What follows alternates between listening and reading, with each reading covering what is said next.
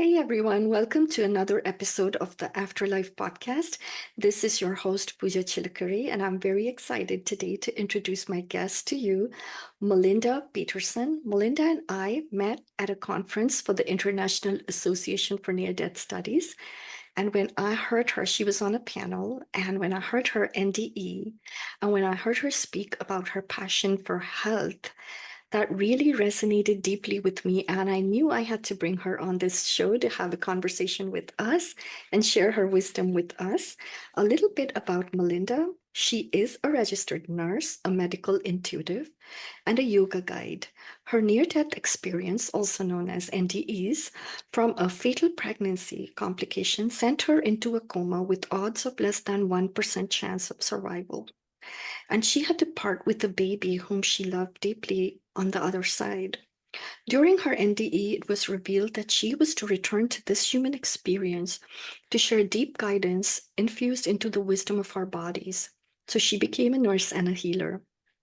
Scarlit Center, her business, helps us reconnect to our body's unique wisdom, melding science, organ consciousness, and seasonal intuition so we can access our definition of health and live better. Thank you for what you do, Melinda, and welcome to the show. Thank you, Pooja. Thank you for having me. This is one of my favorite parts of the week, so I appreciate you having me. I Yeah, love meeting you at the conference, and I appreciate being on this show. absolutely, Melinda. Yes, I loved meeting you as well. And I would love for you to share your story with us today. Yeah. So when I was a little girl, particularly around 3 or 4, I can distinctly remember being fascinated with my hands. Like I love to hold stuffed animals. I love to read books, and I just was so fascinated by these things in front of me, right? That could hold all of my favorite things and could carry things and just the overall like experience of being in a body and being able to jump and to run and to play. And I just was super fascinated with my body. And then over time, being a woman and especially a brown woman in our society, I started to disconnect from my body. I started to think of it as something that I needed it to look a certain way or to act a certain way. And it became almost like something that I needed to challenge to be in a different form rather than what it truly is. And it wasn't me, it was really society and the expectations that were being put on it. And it wasn't until I became pregnant, which is one of a very deep experience that's within the body, that I started to reconnect to it. But I also didn't really truly understand a lot of the things that were going on in my pregnancy. This was before I was a nurse. And I did go to the doctor and I did all the things that I was supposed to do, but I still felt a little bit of like insecurity about what it was happening and how I was supposed to live out this pregnancy in a healthy way. And it wasn't until I had my near-death experience that I started to reconnect to my body. But what had happened was I had a fatal complication where my uterus ruptured and at 25 weeks. And I was sent to the other side and subsequently a coma. And I'll share that story in a second here. But what I want to really hone in on is that when I came back to my body, I came back to a very sick body. And I also came back to a body without my child, without my baby that I was carrying. And it was because of the near-death experience that I was able to actually reconnect to my body in a newfound way and heal the grief, which grief is a very human experience as well, but reconnect to my body and work through the process of grief. And they were both really very much in tandem to my healing. Mhm. So, Yeah. yeah. I listened to you, Melinda. That whole process of losing a baby, whether or not you ever get to hold them um, or not, right? That's very emotional and very difficult for so many of us. it doesn't matter, if there were 2 weeks or 25 weeks or 5 weeks, like that's a grief and a loss that so many women go through. And, I am very inspired by your story because, and I'm not going to give it away because I think your story will give hope to many, many women who've had that loss. So without further ado, I'm going to let you tell us what you experienced on the other side. Sure, absolutely. Well, so what had happened was, even though I had been going to the doctor and I was asking questions about my body, what I didn't know was happening, because I just didn't have the information presented in front of me, and we didn't have enough of the early scans to know, is that I was actually carrying an ectopic pregnancy. And so I went to 25 weeks, which is very, very, very dangerous. And so when my uterus ruptured, I was internally bleeding. And I was rushed to the hospital, and I was coming in and out of consciousness at this point. I had thought it was indigestion. I had kind of fought actually going to the hospital, which was another thing that I was disconnected from my body. And so I felt like it was indigestion and I could power through it. And I didn't have to recognize all the pain signals that were happening. And I thought I could just go to sleep. When my husband recognized it, he made the call and we went to the hospital. And by that point, I was kind of coming in and out of consciousness, not really sure what was happening. And when we got to the emergency room, everything went black right away. And before this had happened, I had I had some spiritual experiences before. I had some religious understanding, but I didn't really have necessarily a religious practice. I came at it from a very scientific lens, like, yeah, we'll go back to the planet, we'll go back to becoming soil, and the soil grows plants, and that's a beautiful experience. But I didn't really believe that our consciousness carried forward. I didn't believe that there was a part of us, our soul, if you will, that carried forward. And so everything went black. And this was the first moment when I realized I'm not my body. I heard a voice say, "Did I just die?" And then I instantly noticed that there was a separation between my body and this being, this light being that was starting to notice that the body had died. And so I instantly knew right then and there that we go on. And time doesn't exist on the other side. So the timeline sometimes when I tell the story comes up a little bit differently, but really what happened was I was instantly thrust into this beautiful, beautiful light. And it really felt, for lack of a better way to describe it, because it's really hard in our limited language to describe this, but it really felt like being amongst the stars, being in the galaxies and exploring this beautiful infusion of light. And I instantly felt safe, and I instantly felt enormously loved. And it's so hard to describe this kind of love, again, in our limited language, but the best way that I can describe it for folks is that it's similar to seeing one of the most gorgeous sunsets or sunrises that you've ever seen, or feeling the touch of somebody touching your hand for the first time, maybe a little one, or maybe somebody you truly love, just feeling that embrace of holding a hand. That kind of experience amplified by thousands, millions. I mean, it's just the most amazing, intense feeling of love. And I kept hearing, "You're safe, you're safe." And I started to notice guides and spirits, whom I recognize as some loved ones that I had lost. And they don't look like we do, right? They don't have skin, they don't have like the hair and all the parts, but we recognize them right away. It's a telepathic type communication. So I recognized some loved ones that I knew from this life, and then I also recognized some loved ones that I was very familiar with, but didn't necessarily have contact with in this life. Mm. And also I had a particular spirit guide who came through, and I saw them. Everybody kind of sees them differently, a little bit, or similar but differently in their NDE. The best way I could describe it is almost like a neon sign, like a neon outline, and they were in this beautiful infusion of purple.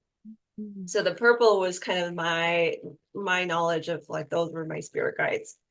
And one in particular came through, and I've really spent a lot of time kind of meditating on who this being is. And I've originally, I was exploring the idea of it was an angel guide, and then I was exploring the idea of it was Jesus. And I was also exploring the idea of it was my uncle Michael, who had passed away before I was even born, who I've always kind of looked up to and felt very spiritually connected to. And he had long hair and a beard, kind of similar to Jesus. And but what I've come to the realization is that this was one being, right? This is truly a manifestation of one being who I needed to help me through this process. Mhm. And so I know deeply from my near-death experience that you will see those loved ones that you want to see again on the other side. And also, like, your spirit guides will be the safest projection of who you need to see. So if Mhm. I needed to see Jesus, that's who would have presented. If I needed to see my uncle Michael, that's who would have presented. But either way, the spirit being was here to really ground me in that safety and that awareness that as I move forward towards this light, that everything's going to be okay. Mhm. And one of the things that this spirit guide, well, okay, I'll start with the baby. So my baby, we did not want to know the gender of our first, and so we nicknamed the baby Oak after the oak trees from where we got married. And we just love I love oak trees. My husband loves oak trees. They relate to where we got married, along the banks of Oak Creek in Sedona, Arizona. Lovely place. And so our baby's name was Oak. And so Oak came into this moment as well at some point in my near-death experience. And when I started to get the awareness from my guide, this particular guide, saying that I was going to go back to my body, but he was not. I also was finding out that I was a baby boy. Mhm. Um, it was such a moment of, I didn't really necessarily feel sadness. I just felt hope and love for Oak. And when I started to get the information that I was coming back to my body, I also knew that it was going to be hard, that there was going to be grief in the human experience as well. And so this guide said, well, this is what we're going to do. We're going to put the baby spiritually into your heart, into a hammock in your heart, so that as your heart beats, you are going to be able to rock your baby. And the spirit guide said to me, you're going to go back to this human experience, and I want you to know that the wisdom is in your body. Your baby is in your body. It rocks as your heart beats. And as you go back into your body, you're going to go back into a very sick body. And I want you to know that as you heal in this process, you're going to uncover great awe for this human experience, great awe for your body. And you're going to heal mindfully into it instead of fighting against it, because fighting against it is going to just cause you more suffering and more struggling. And it was at that point where I didn't have the choice, but I just said, okay. And I started to notice colors of orange, and I started to hear things, and I started to notice voices. And before this, I should say too, just because time doesn't exist, I did hear some voices from what was happening around my body, names of doctors and conversations that were being had. So I did have like awareness of also what was going on. And I checked my medical records later, and those were, in fact, the folks who were there. And I didn't necessarily see them again because they were emergency room doctors. So I was able to verify that, which is also super cool. Um, and when I started to notice I was coming back into my body, I started to notice these like orange colors, and they were going by at the speed of light. And it was songs, and it was prayers, and it was like, you know, crying and tears, and people who were there Mhm. with me at the bedside that wanted me to come back, and people from all over the world that were praying for me, and bringing good Mhm. spirit, healing spirit energy for me. And that was happening as well. And so as I went back into my body, I was able to integrate that experience right away. And I did come back into, you know, a coma. I wasn't able to talk yet. I wasn't able to move yet at this point. But once I had the breathing tube out of my mouth and I was able to speak, this is one of the first things I wanted to share because I was so happy about it. I was so um honored to know, deeply honored to know that this was the experience on the other side. And I wanted to shout it from the rooftops. Right. And also like I had to make, you know, decisions about the baby, and the process of, you know, all of the other parts of the grieving process too for the baby. And Mhm. so it was just, I was holding both. I was holding both the human experience and the other side experience very, very, very deeply.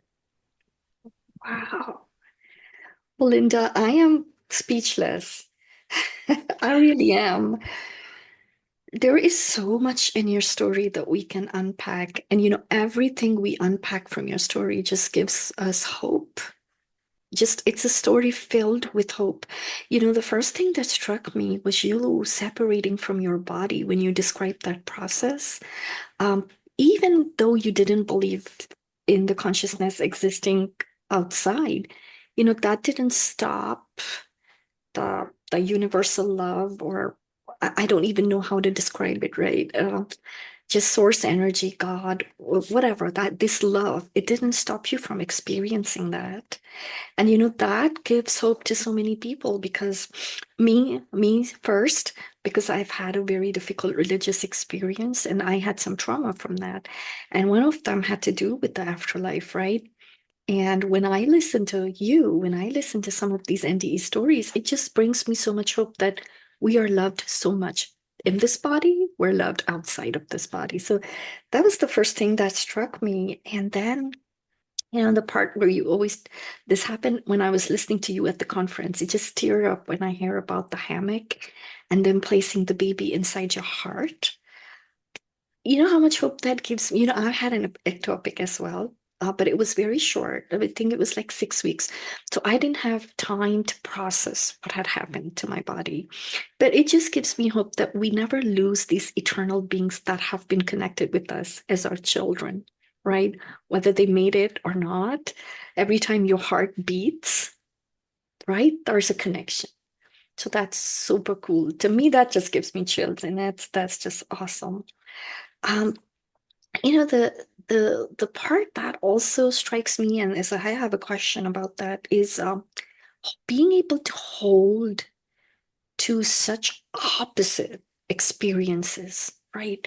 Inside your heart. You're grieving while your still heart is still beating and this baby is being rocked by you at the same time, right? But you can't escape the grief, right? Or knowing that there's this spirit guide, these beings, this love, and then coming back into a body that feels like probably me, right? How was that like? I'm really curious, because I don't think humans can hold like opposite things and not lose their mind. Yeah, that is very true. It is the challenge of being human, right?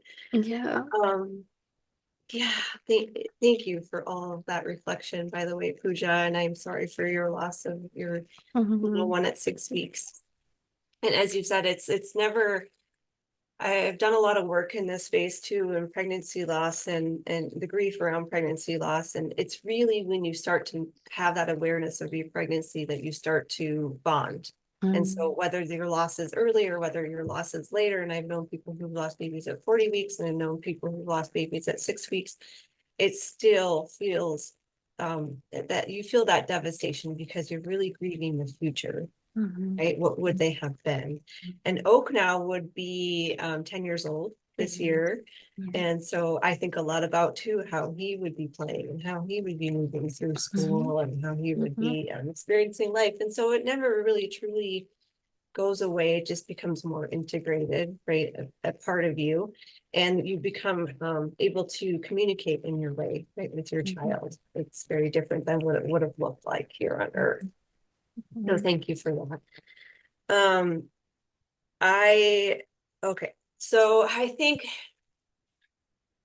part of, or I believe that I learned from my NDE is that part of connecting to your emotions is very intertwined with how our body works and heals. And so coming back to a very, very sick body, I was grieving, yes, my child. I was also grieving not being able to just move. Not being able to just be out of the hospital, not being in a bed, being surrendering, right, to the experience of having others care for me and having, a husband who was uncertain if I was going to live or die and family around. And so it became very human right away, right?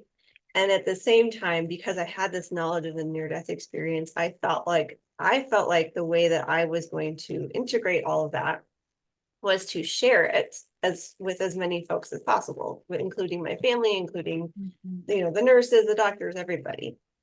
And I'm going to be totally honest, Pooja, it was not well received by everybody, right? And some, my husband said, well, I'm glad that was great for you. It wasn't great for me sitting on the other side of the bed, almost losing you, right? And he was speaking from pain. Yeah. And there was one nurse who had heard these stories before multiple times, and she said, I believe you. Thank goodness, because that set me on a path toward being able to integrate this more. But there were others too who said, oh, you were on a lot of medicine and things. But this really happened even before. Because at that time in my body, they were trying to get IV started, all these things, right? And it wasn't even, they were having a really difficult time bringing me back. And so there's a lot of like, when I've looked back at my journals now as a nurse and my medical records, I have noticed that like the timing just doesn't make sense for it to just be a drug-induced experience. So really what it was is like, learning that through, and it was not an easy journey, but learning that by reconnecting to my body. And what I mean by that is like each step of the way, there was a celebration and an experience of, wow, I just did that, right? My body just did that. Our body does many, many, many, many amazing things throughout the day just to bring us to this moment, right? We sleep, we come back, we wake up, excuse me, we breathe, we have experiences where we can touch our computers, right? I mean, everything, this is all integrated in the body experience. And so for me, it was each moment that I started to come back into the body as I knew it before was filled with a curiosity and a bit of awe in the fact that, wow, I just did that. And I was able to do that. And now not everybody is. And I also hold that too, which is some people do not make it through, or some people cannot make it through. It's also not to say that I'm at all special. It's just my experience, right? Yes. So yeah, for me, it was really getting back to square one. It's almost like being born again. It's like, yes. Yeah. Yeah. Yeah, I was thinking like starting from scratch, like Yes. literally starting life from the beginning, you know? Yes. Yeah, and Melinda, what you say about the body, the wisdom of the body, when I'm listening to you, right? We're sitting here breathing and whatnot. And how many of us even know what's going on inside? My food is digesting, my brain is processing all the stimulus from the environment. Like you're right. There's hundreds and hundreds of things going on, and none of that is, because we're sitting there making it happen, is happening. It's happening, right? All these involuntary functions that our bodies are doing. And the thing that fascinates me is how it's trying to balance our blood every second, right? Like we're not even aware of these things. So I hear you, and being fascinated by your hands, I have to tell you, um, it's embarrassing, but I have to tell you, you were much younger, but this actually happened to me in my adult life one day. And no kidding, I was looking in the mirror one day and I just went, wow, I have eyes, I have a nose, like all of a sudden it just hit me. Oh my goodness, this human being is such a miracle. It's such a Yeah. miracle. Yeah. And then one of the questions, because you're in this wellness space, right? You came back, and we hear of people coming back with gifts, with after effects, because they've been outside their bodies, and then now that they're back, do you think that your intuitions were like heightened after you got back? Like, do you think that's an after effect? Because I Yeah. know you're intuitive. Yeah. Yeah. Well, everyone is intuitive, and you don't have to necessarily have a near-death experience to find your gifts. There are other ways. Some people use a practice of meditation. Some people use the practice of mindfulness. Some people use plant medicine. There's all sorts of ways, right, to get into that. I do not, I, I'm not here to tell you which way to find. You have to find it for yourself. Um, I will say that when people start to uncover, like you were saying, Pooja, when you start to like look at your hands and you're like, oh, I just start to realize this, right? It is like a waking up again. It is like a Mhm, rebirth. It mhm, is, and we think of that as some people call that the beginner's mind, right? And mhm, so just taking that one literal step right forward, whichever way that is for you. And um, for me, in my experience, I what I saw was happening to my body was the nurses were around, right? And so I thought, I want to be a nurse. And so when I was well enough, I did go back to school and I became a nurse. And I started working as a nurse because I wanted to find out more about the body, find out more about the experience. And I started to notice too, when in working as a nurse, that I would see patients return again and again for certain ailments, mhm, but it was deeper, right? There were emotions that were left unprocessed. There was something going on at home. Their stress level was really high. mhm, There was something else that was happening that was not it was we cannot separate our emotions, our mind, and our body and our spirit, right? We cannot separate mhm, that. mhm, And so there was something else that was happening. And I also noticed, and so just allowing them to have that space to speak about it and to work through that with somebody who, like, such as a nurse, right? And just to have them be asked, what is it like at home? What are you experiencing right now? What is it? Rather than just like looking at them as a machine. Okay, we need to get these medicines on board, and we need to have this, and some of mhm. that is, I mean, that Very. is important as well, very Mhm. important. Yeah. But we're missing the root, right? The root is really truly what is our human experience. Mhm. And I also started noticing that the organs themselves, and I like to call this organ consciousness, that the organs themselves were starting to provide messages. Um, Particularly, so if you link it to the seasons right now, in this time of year, we start to notice um, that we crave, applesauce or root vegetables or Mhm. pumpkins or things like that. Mhm. Those are all really good for our large intestine. So our large intestine starts to starts to show up this time of year, and the large intestine is a lot around processing like the deeper emotions, the ones that are left unsaid. Grief can be one of them, things that were happening to us when we were little. And so that starts to happen this time of year as well. All of this is related, right? Mm-hmm. And so, and this gift was not at all here before I was on the other side, because before that I was scared of anything medical. I was, like I said, completely disconnected from my body. Even like the pregnancy itself, it was sort of like I kind of felt othered in that whole process. Like, okay, I'm carrying a pregnancy, but it's not really like me. I don't know. It just never really felt it just never felt like a part of me. And so all of these gifts just like flooded in after my near-death experience. I'm like, okay, I see these connections now. I see the connection of this person's having like a colon resection, and there's a lot of unprocessed grief, right? That's a large intestine, right? I'm seeing that this person has liver issues. What has happened in their life? Liver is very tied to anger and also transformations in life. What has been happening in their life that has caused a lot of anger, and then it has also like led to now this is their moment, right, to transform in life.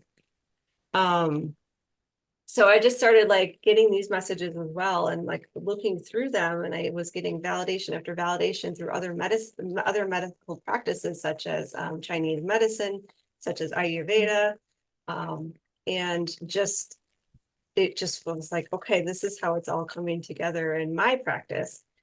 And it was like, okay, yes, I'm a nurse, and there's more out there, right? There's more other ways that I can help folks heal through knowing that these things are here. Our body has something to tell us, just like, we can relate to our bodies in the same way we could relate to somebody else, like we are relating right now, Pooja, through our conversation. We can relate by having conversations with our body as well. And that one of the things when you were talking, about the wisdom of our bodies that came into my mind was the fact that when I actually got off of a lot of these processed foods and foods that weren't serving me, and then when I would go out once in a while and eat those, my body would yell at me. Like I would actually either get like indigestion or nausea or some bad symptom, right? And instead of saying, oh, there's something wrong with me, and trying to, just take an antacid and then keep repeating that lifestyle. When I started paying attention to it, I realized, oh, it's telling me not to do that. You know? Yeah. So yeah, it's very interesting, and I really love what you do.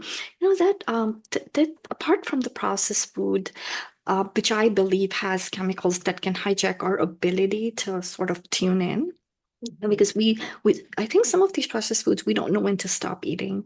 The same food, if you cook it at home, even if it's like chips or bread or whatever, you satiate faster. Have you noticed that? Yes. Yeah. So Pooja, I am gonna just make one comment on the food because I Yes, think this please. is really important. One of the things I love about Ayurveda, the particular science of Ayurveda practice, is that the process of what we bring into our bodies is so very important. It's a fundamental part of Ayurveda, and I believe that is because the actual food itself is an experience, right? Mm, You're bringing in different experiences into your body. And the deepest, most natural experience we can bring in is something that grows, right? Something that mm, grows from the earth, something that is presented to us in from the same kind of soil and the bacteria that's actually a lot of it's already present in our gut, right? And so it brings in more of that diversity. And so when you think about things like processed food or junk food or dyes or things that are manufactured, you're bringing in that experience as well, right? And so that mm, experience it's gonna feel like it's not matching what your body needs, right? mhm, mhm, Um, and so that's one way I like to think of it. It's not about calorie counting. It's not about shame around food. It's not about mhm, any of that, that's the stuff that our society needs to let go of. What it's mhm. really about is looking at what kind of experience do I want to bring in? right? Mhm. And do I want an experience that makes sense, that feels good, that Mhm. aligns, that provides me with more abilities and opportunities to tune into my true gifts? Or do I want to move down a path where the experience of processing and adding junk and chemicals and things and stuff to the food just makes it feel kind of haphazard, right? And then that brings that haphazard experience into ourselves. Absolutely. Absolutely. And you know, I was also thinking, Melinda, about the seasonal, when you were talking about the seasonal foods. When I was growing up, we didn't have like these fancy grocery stores where we had year-round food. So we were literally forced to buy and eat whatever was in season. Yes. And I completely lost that. I grew up in India, but when I got over here, I completely lost that because all foods were available all year long, right? Yes. So this whole intuition about eating according to the climate, eating according to the seasons, I know I've lost a lot of that. I am trying to get back into it though. So thank you for mentioning that. Um, you know, your work is in the healing space, and I don't want to like embarrass you, but if I ever had to go to a hospital, I would want you for my being my nurse. Oh, thank you. I hope I never have to go to the hospital, Yeah, but I if hope I so. did. Yeah. So thank you for bringing that gift of healing, with you to the people that you're serving. And that also brings me to a question that I'm curious about because I saw that your business name is Scarlit. I kept typing Starlit because that's how the brain works, right? And then I said, wait, it's a C, not a T. So, so tell us about Scarlit, how that name came about. Thank you. Yeah, I in healing some of my own physical scars, I started to notice that I was also healing some, again, since because they're not separate, the emotional and the mind and spirit scars as well.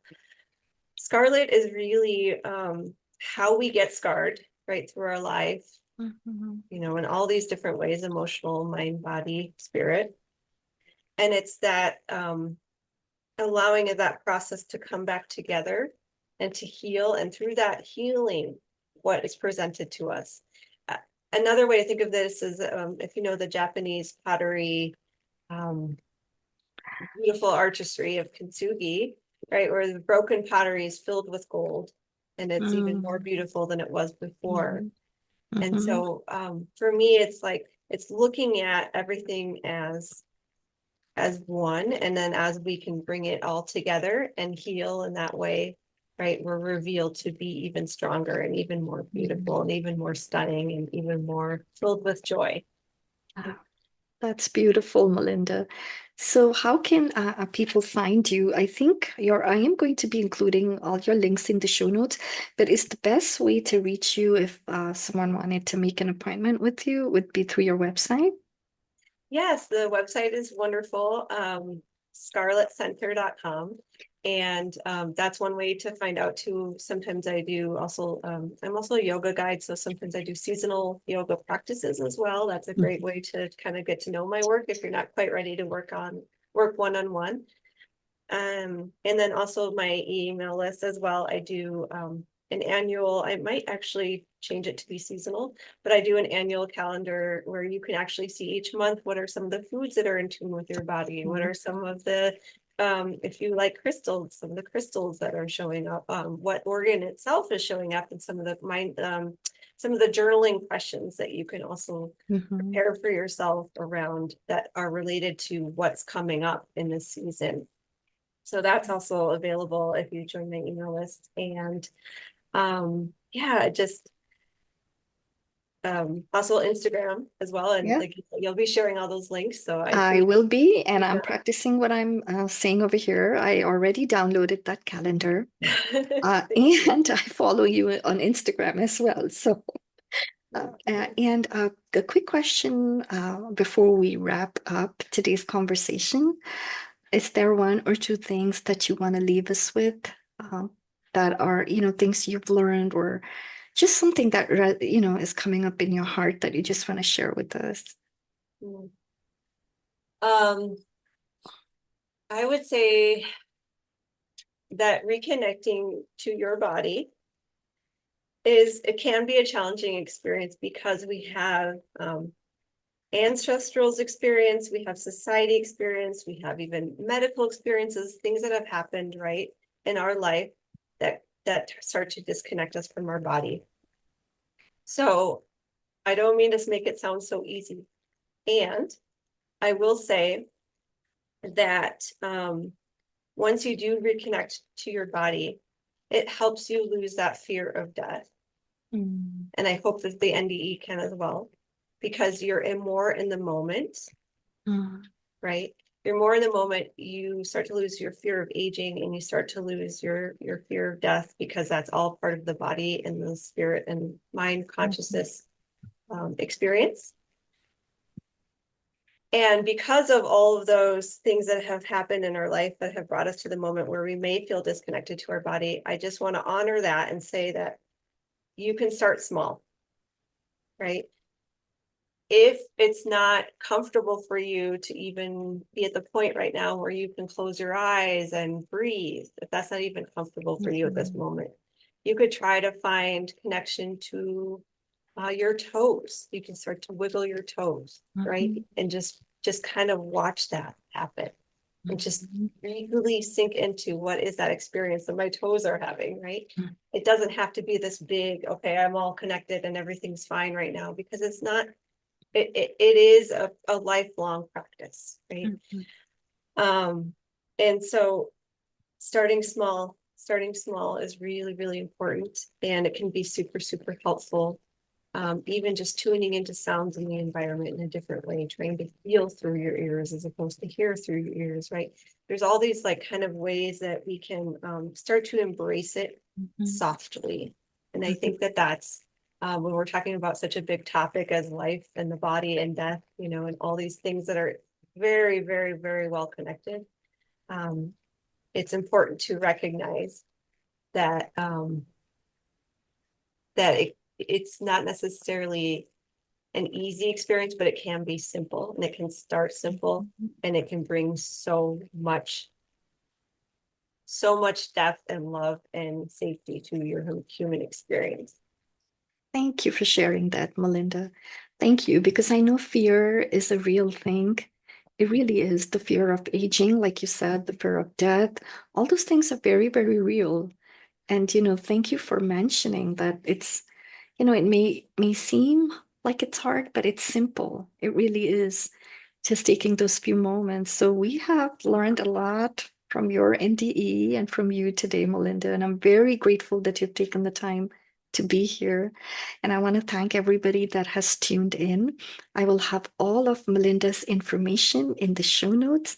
So please do visit her website and download that free calendar. I think it's very, very important to eat in season and to just be in touch with our bodies. Until next time, this is Pooja Chilukuri. Thank you for watching and listening.